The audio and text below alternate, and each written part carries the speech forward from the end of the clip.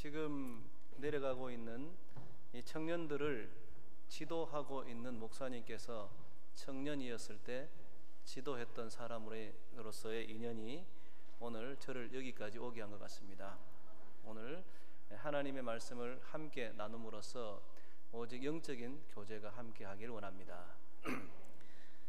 여러분들은 하나님께서 공평하시다고 생각하십니까? 예전에 송명희 시인은 공평하신 하나님, 그 뇌성마비의 몸으로 그렇게 찬양을 했던 적이 있었습니다. 근데 우리는 하나님께서 공평하시다라고 믿고 있고 또 그렇게 됐으면 좋겠다라고 생각은 하지만 실제 살다 보면 그 인생이 공평한 것은 아니다 하는 것을 뼈저리게 깨닫게 됩니다. 아이들이 자라면서 유치원 또는 학교에 들어가면서 제일 먼저 배우는 게 뭡니까? 나보다 못한 애들도 있지만 나보다 잘난 애들도 있다는 겁니다. 그게 외모일 수도 있고 체력일 수도 있고 또 지능 지수일 수도 있다는 것입니다. 그렇게 이 나보다 잘난 사람들을 보면서 이 세상은 공평할 수가 절대로 없다. 이 세상은 항상 사람들의 능력이나 외모 또는 태어난 어떤 재산에 의해서 구별되는 곳이다 라는 것을 실제적으로 우리가 암시적으로 알게 되는 것입니다. 그게 몸에 배는 것인데, 그런 어떤 세상 속에서 믿음으로 산다는 것, 하나님은 정말 공평하시다라고 그렇게 믿고 산다는 것은 정말 대단한 믿음이 아닐 수가 없는 것입니다. 그 믿음의 길에서 가면서 정말 하나님께서 우리에게 주신 진정한 공평함의 의미가 무엇인지 오늘 이 말씀을 통해서 함께 살펴보도록 하겠습니다. 아담과 하와 이후로 이 땅에는 많은 사람들이 살기 시작했습니다. 근데 사람들이 많이 사니까 그 중에는 좀 뛰어난 사람도 있었던 것 같습니다. 특별히 많은 여자들이 태어나는데 그 여자들 가운데 아름다운 여자들이 있었는데 그를 하나님의 아들들이 와서 아내로 취하여 갔다라고 했습니다. 그리고 그 하나님의 아들들이 취한 그 사람들 사이에서 난 네피림이라는 존재들이 있었고, 그 이후에도 하나님의 아들들이라는 존재가 사람의 딸들과 계속 결혼해서 용사를 낳았다. 그들은 고대 명성 있는 사람들이었다. 이렇게 말하고 있습니다. 그렇다면 여기서 이 하나님의 아들들이 누구인가? 이 부분을 우리가 먼저 함께 생각해 보기를 원합니다. 보통 이 부분, 창세기 6장 이 앞부분에 대해서는 많은 사람들이 여러 가지 해석을 내어놓았습니다. 그리고 아직도 많은 논란이 있는데 그 논란의 핵심이 과연 하나님의 아들들이 누구인가 하는 것입니다. 대표적인 해석 중에 하나는 아마 천사들일 것이다. 하늘에 있는 천사가 땅에 내려왔다가 사람의 딸이 이쁘니까 그렇게 함께 결혼을 했다라고 해석하는 경우도 있고, 또 어떤 학자들은 이제 사람의 딸들은 가인의 후예이고 하나님의 아들들은 하나님을 경외하는 셋의 후손들인데 그 셋의 후손들이 가인의 후예들과 함께 결혼해서 중간적인 존재를 낳았다라고 그렇게 말하는 것입니다. 근데 어느 것이 확실한지는 확정할 수는 없지만은 여러 가지 성경 번역 중에 유대 랍비들이 히브리 성경을 영어로 번역한 타나크라는 성경이 있습니다. 대부분 다른 영어 성경이나 한글 성경은 하나님의 아들 또는 Sons of God 이렇게 해석을 하는데, 그 히브리인들이 번역한 영어 성경에는 Divine Being이라고 되어 있습니다. 그 말은 뭐냐면은 신적인 존재라는 겁니다. 그러니까 신의 아들, 즉 반신 반인적인 존재가 아니라 언뜻 보기에 신의 아들이라고 불릴 만큼 뛰어난 존재다라는 것입니다. 그 말은 여러 가지 면에서 보통 사람들과는 다른 어떤 월등한 것을 타고 태어난 사람들이 있었는데, 그 사람들을 일반 사람들이, 범인들이 보니까 이는 도저히 인간이 이런 어떤 유전자를 가지고 태어날 수가 없다, 이런 결론을 내리고 이들은 신의 아들이다, 이렇게 규정한 존재다라는 의미입니다. 어떤 의미에서 보면은 이런 어떤 해석이 가장 합리적으로 보일 수도 있습니다. 어쨌든 우리는 무엇을 알 수 있냐면은 이제 사람들이 많아지면서 그 많은 사람들이 각자 개성을 갖고 살기 시작했는데 그 중에는 누구도 따라갈 수 없는 월등한 것을 갖고 태어난 매우 이 용맹스럽고 우수한 사람들이 있었는데 그들을 바라보니 거의 이 신적인 존재나 다름이 없었다라고, 즉 신의 아들이라 이렇게 불렀던 것입니다. 요즘 그 방송 매체에서 흔히 쓰는 말 가운데 우월한 유전자라는 말이 있습니다. 이 용어는 유전학이나 생물학에서 쓰이는 말이 아니라 일반적으로 매스컴, 특히 이 연예인들을 가리켜 자주 쓰이는 말인데, 무슨 말이냐면은 누가 봐도 이 사람은 미인이다, 정말 아름답다, 또 이 사람은 누가 봐도 키도 크고 체격도 좋고 굉장히 어마어마한, 우리와는 다른 어떤 그런 종자가 다를 것이다 라고 생각되는 사람들을 지칭해서 우월한 유전자라는 말을 씁니다. 물론 그 사람들의 유전자가 훨씬 더 우월한지 아닌지는 조사해 보지 않았기 때문에 모르겠지만 그렇게 사람들이 상대적으로 그런 걸 느낀다는 겁니다. 나는 그냥 평범한 얼굴에, 평범한 코 높이에, 평범한 눈 크기에 이렇게 그냥 평범한 동네에서 살고 있는데 어떤 사람들은 굉장한 외모를 가지고 굉장한 재력을 타고 태어나서 이 세상을 출발하는 출발선부터 우리와는 다르다 하는 그런 존재들이 있다는 것입니다. 근데 여러분, 이런 사람들이 살고 있는 세상을 우리 같은 사람이 함께 살면 무엇을 느끼냐면은 상대적인 박탈감을 느낍니다. 그리고 무력감을 느끼는 겁니다. 무슨 말이냐면은 똑같은 상황에서 경쟁해서 어떤 위치에 갈 수 있으면 그래도 가능성이 있는데 처음부터 타고 태어난 태생이 다른 우월한 유전자 또는 입에 은숟가락을 물고 태어났다라는 그런 말이 있습니다. 그렇게 태어날 때부터 전혀 다른 조건에서 태어난 사람들이 벌써 우월한 조건에서 많은 좋은 위치를 차지하고 이익을 얻어가면 그런 사회가 건강하고 모든 사람이 다 희망을 품고 사는 사회가 되기는 어렵다는 것입니다. 왜냐하면은 오늘 본문 말씀이 그것을 증언하고 있는 것입니다. 오늘 본문 말씀 2절에 의하면은 6장 2절에 의하면은 3절에 의하면은 여호와께서 이르시되 나의 영이 영원히 사람과 함께 하지 아니하리니 이는 그들이 육신이 됨이라. 그러나 그들의 날은 120년이 되리라 하시니라. 여기서 지금 하나님께서 하신 말씀의 의미가 무엇이냐면은 원래 이전까지는 이 조상들이 몇 년을 살았냐면은 대부분 900년을 살았습니다. 900년을 살았는데 이제부터는 이 사람들의 수명이 10분의 1로 줄어들 것이다. 지금으로 말하면 대략 평균 수명이 한 90살, 80살까지 산다면 이제 모든 사람들은 평균 10년만 살 것이다. 이렇게 선언하는 것입니다. 재앙입니다. 그리고 이들에게서 나의 영이 영원히 떠날 것이다. 이제 이들은 영적인 존재가 아니라 영이 없는 육체로 사는 존재다라고 말하는 것입니다. 하나님께서 여기서 이 말씀을 하시는 중요한 의미는 원래 하나님께서 세상을 창조하신 목적이 있는데 그 창조의 목적에 합당하지 않게 세상이 흘러가고 있다는 것입니다. 여러 사람들이 있는데 그 사람들이 함께 어울려 살면서 하나님께서 원하시는 인생의 삶의 방법이 있는데 이 중에 용사가 태어나고 신의 아들 같은 존재들이 세상을 살아가면서 아름다운 여자들을 보면서 그 여자들을 자기 마음에 드는 대로 마치 왕처럼 귀족처럼 그렇게 자기 아내로 삼을 수 있는 그런 세상을 향해서 하나님은 이것은 영적인 세상이 아니다, 나의 영이 이제 그들과 함께 하지 않는다라고 선언을 하시는 것입니다. 왜 하나님께서 이런 모습을 보고 영적인 세상이 아니다라고 했냐면은 하나님 원래 세상을 창조하실 때 세상에 복을 주시면서 하셨던 말씀이 있습니다. 창세기 1장 28절에 의하면 그들에게 복을 주시며 그들에게 이르시되 생육하고 번성하여 땅에 충만하라. 땅을 정복하라. 바다의 물고기와 하늘의 새와 땅에 움직이는 모든 생물을 다스리라. 이렇게 말했습니다. 여기서 말하는 땅에 충만하고 정복하고 다스리란 말은 온 땅에 있는 모든 생물이 함께 유익을 누릴 수 있도록 그 역할을 담당해라는 겁니다.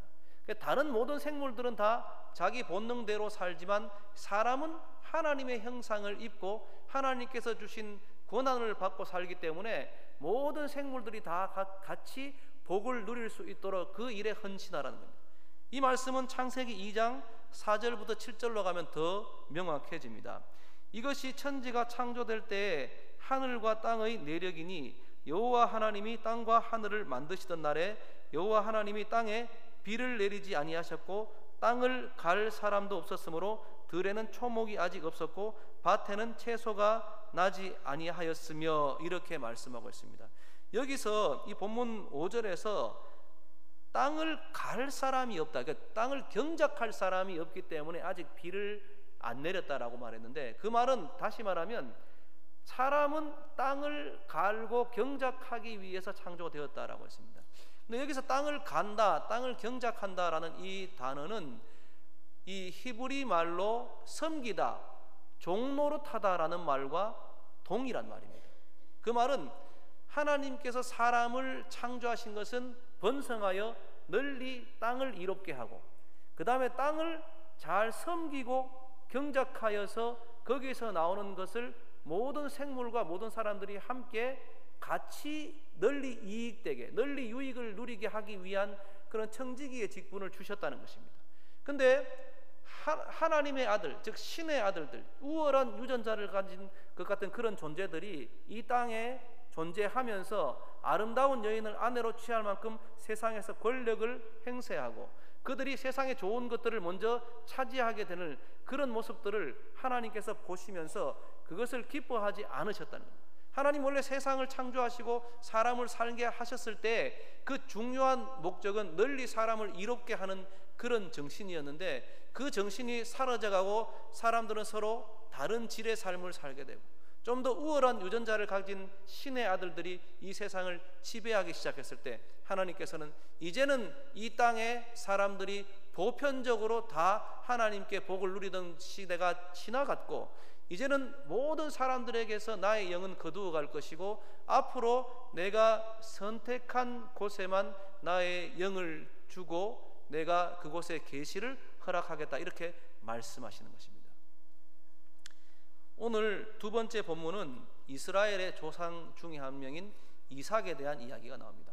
오늘 이 이야기는 어떤 부분이냐면은 이삭이 아버지 아브라함이 세상을 떠나고 난 다음에 이제 아버지 뒤를 이어 가장이 되었습니다. 그리고 아버지가 팠던 우물을 다시 파고 거기서 농사하며 살기 시작했는데 하나님의 은혜가 임하니까 농사가 잘 된 겁니다.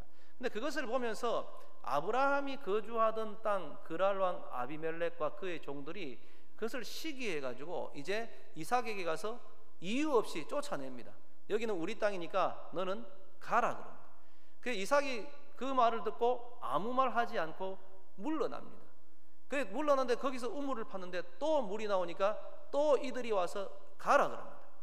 또 물러납니다. 세 번째 또 가서 땅을 팠더니 또 물이 나옵니다. 그러니까 그걸 보고 또 물러납니다. 물러나고 세 번을 물러나고 네 번째 가서 땅을 팠는데 거기에서 또 물이 나왔다는 겁니다. 거기서부터 이제 물러나는 게 끝이었다. 이제 사람들이 더 이상 찾아오지 않았다는 것입니다. 그래서 이삭은 브엘세바로 올라가서 하나님께 감사의 제사와 감사를 드렸고 하나님 그에게 나타나서 내가 내게 복을 주겠다라는 말씀을 다시 한번 하시는 것입니다. 근데 여기서 이삭의 행동을 보면서 우리가 추정해 볼 수 있는 것은 무엇이냐면은 이삭의 성격입니다. 여러분, 만약에 이 일이 이삭의 아버지 아브라함 때 이런 일이 일어났다면 어땠겠습니까? 아브라함은 굉장히 우직하고 용감한 사람입니다. 왕들이 거의 10명에 가까운 왕들이 대전쟁을 치를 동안 자기 조카 롯을 구하기 위해서 불과 318명을 데리고 가서 구원해 나오고 소돔 왕으로부터 칭송을 들었던 사람입니다. 그런 아브라함이었다면 만약에 아비멜렉이나 그의 종들이 와서 말도 안 되는 이유를 대면서 이제 여기서 나가라, 여기 우리 땅이다 라고 했다면 그것을 그냥 참지 않았을 것입니다. 분명히 거기에 대해서 어떤 강력한 대응을 했을 것이고 실제 아브라함이 살아 있었을 때는 아비멜렉이나 그 종들이 이런 일은 생각도 하지 못했습니다. 만약에 이 자리에 이삭이 아니라 이삭의 아들 야곱이 있었다면 어떻겠습니까? 야곱은 비록 용맹하진 않았지만 그는 자수성가한 사람이고 입지전적인 사람이며 굉장히 집요하고 고집도 세고 머리 회전도 빠른 사람입니다. 그러면 만약에 아비멜렉이 와서 여기서 물러나라 했으면 싸우지는 않았겠지만 최대한 머리를 짜서 협상을 했거나 아니면 다른 방법을, 다른 쪽의 세력을 끌고 와서 이 맞대응을 했거나 어떤 여러 가지 조치를 취했을 것입니다. 하여튼 그냥 순순히 곱게 물러나는 사람은 아니었을 겁니다. 근데 이삭은 어떤 사람입니까?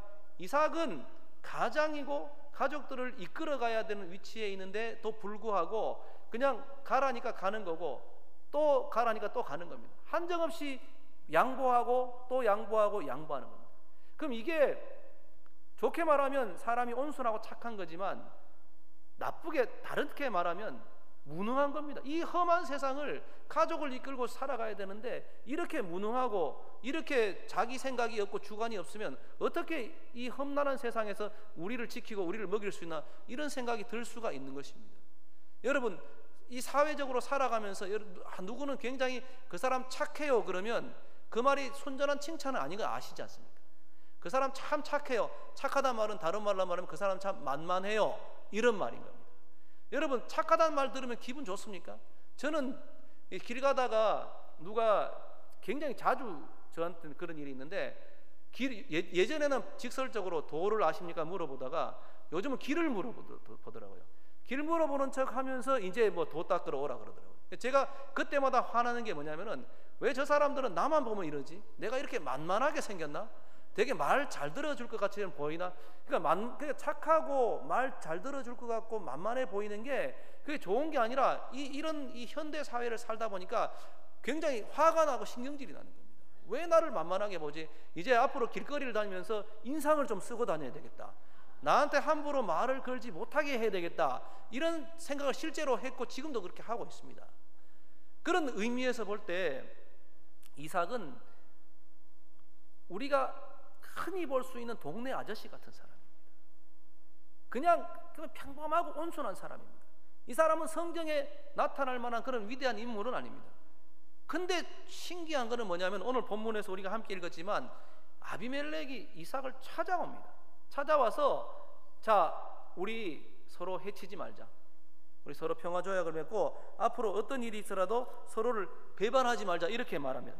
그게 이삭이 기가 막혀가지고 아니 먼저 나가라고 한 거는 당신인데 이제 와서 당신이 나한테 와가지고 서로 친하게 지내자. 그러면 그게 무슨 의미가 있습니까? 이렇게 말한 겁니다. 그때 아비멜렉이 대답한 말이 뭡니까? 여호와께서 너와 함께 하심을 내가 봤다라. 그러니까 너는 별 볼 일 없는 사람인데 하나님께서 너와 함께 하시니까 나는 그게 두렵다는 겁니다. 여러분 혹시 성지순례를 가셨거나 중동 지역을 가신 분은 알겠지만 그 지역은 굉장히 물이 귀한 지역입니다. 물보다 기름이 훨씬 더 많은 곳입니다. 그런 곳에 물길을 찾아낸다는 것은 엄청나게 어려운 일입니다. 특히 지금부터 몇천 년 전에 우물을 찾아낸다는 것은 거의 기적에 가까운 일입니다. 그러니까 이때 이 블레셋 사람들 생각에는 한두 번 이렇게 쫓아내면 물을 찾다가 못 찾아서 영원히 다른 데로 이사할 줄 알았습니다. 근데 어떻게 그 지역에서 파는 곳마다 물이 나오니까 그것을 보면서 뭘 느낍니까? 이것은 사람이 하는 일이 아니다. 이 사람은 신의 아들 같은 우월한 유전자를 가진 그런 뛰어난 용맹한 사람은 아닌데 그냥 평범한 사람인데 이 사람은 하나님이 함께하는 사람이다 라는 걸 깨달은 겁니다. 그러니까 이 사람의 능력은 그저 평범하고 나와 같고 만만해 보였는데 근데 이 사람이 살아가는 모습을 보니 이 사람에게는 남들이 갖고 있지 않은 무엇인가 있는데 그게 뭐냐? 바로 여호와 하나님의 이름이 그와 함께 하더라는 것입니다. 그것을 보면서 내가 이 세상을 살아가면서 저렇게 무서운 사람은 처음 봤다라고 고백을 하는 것입니다. 여러분, 미래학을 연구한 많은 사람들이 이구동성으로 말하는 게 뭐냐면은 앞으로 21세기가 오면 과학도 발달되고 문명이 발달되지만 오히려 사람들은 더 영적인 것을 더 많이 찾을 것이다 라고 합니다. 오늘날 지금 많이 발전된 시대를 살면서 사람들의 입에 제일 많이 오르내리는 단어가 뭔지 아십니까? 힐링이라는 단어입니다. 여기서 말하는 힐링은 치유인데 몸을 치유하는 걸 말하는 게 아니라 우리의 정신을, 우리의 영을 치유하는 것을 말합니다. 사람들은 지금 오히려 더 이 영적인 만남과 영적인 치유에 갈급해 있다는 거예요. 누군가 나를 영적으로 감싸주고 안아주고 보호해주고 함께 해줬으면 좋겠다. 내가 인생을 살아가는데 나와 함께하는 어떤 영적인 존재가 있으면 좋겠다라고 생각하는 게 바로 사람들의, 요즘의 사람들의 소원인 겁니다. 그런 의미에서 볼 때 이 험악한 세상을 살아갈 때 모두가 다 공평하게 태어나지 않았고 우월한 유전자를 가진 사람들이 따로 있다고 생각되어지는 이 세상을 헤쳐나갈 때 우리에게 필요한 것은 바로 영성입니다. 영성이란 것은 한마디로 말하면 하나님께 대한 감각입니다. 하나님께 대한 감각은 무엇이냐? 바로 하나님께 대한 간절함입니다.